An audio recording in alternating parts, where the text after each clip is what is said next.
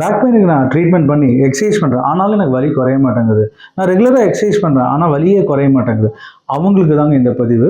Exercise பண்ணி எனக்கு வலி குறையல அப்படின்னா எக்ஸசைஸை தப்பாக பண்ணுறீங்கன்னு அர்த்தங்க. எக்ஸசைஸோட ரெப்படீஷனோ எக்ஸசைஸோட டெக்னிக்ஸை தப்பாக பண்ணுறதுனால கூட பெயின் வந்து குறையாது, பெயின் அக்ரவேட் ஆகுங்க. சில பேருக்கு வந்து நாங்கள் எக்ஸசைஸ் ப்ரிஸ்கிரிப்ஷன் சொல்லுவோம்.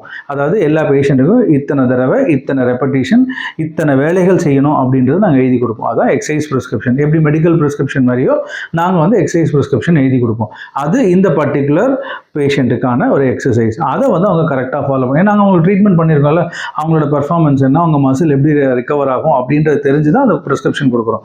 அப்போ அந்த பேஷண்ட் கரெக்டாக அந்த ரெப்படீஷனை ஃபாலோ பண்ணணும். ஃபார் எக்ஸாம்பிள், நான் 10 ரெப்பு பண்ணுங்க, காலையில் ஒரு 10 தடவை, நைட் ஒரு 10 ரெப்பு பண்ணுங்க அப்படின்னா நம்ம பேஷண்ட் என்ன பண்ணுவாங்க, சீக்கிரம் ரிகவர் ஆகணும், ஃபாஸ்ட்டாக போகணும், நான் ஆஃபீஸுக்கு சீக்கிரம் போகணும்னு சொல்லிட்டு 20 ரெப்பு பண்ணுவாங்க.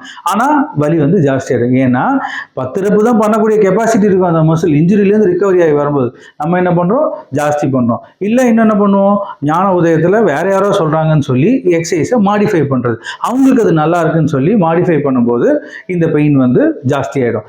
இதை மாதிரி ரீசன்ஸ்னால தான் எக்ஸசைஸ் பண்ணுறது தப்பாகுது. அதாவது தப்பான எக்ஸசைஸை பண்ணும்போது உங்களுக்கு வலி வருது. ஸோ எக்ஸசைஸ் பண்ணுறீங்களா, கரெக்டான எக்ஸசைஸ் ப்ரிஸ்கிரிப்ஷனை வச்சு எக்ஸசைஸ் பண்ணுங்கள், எஃபெக்டிவாக இருக்கும். தேங்க்யூ.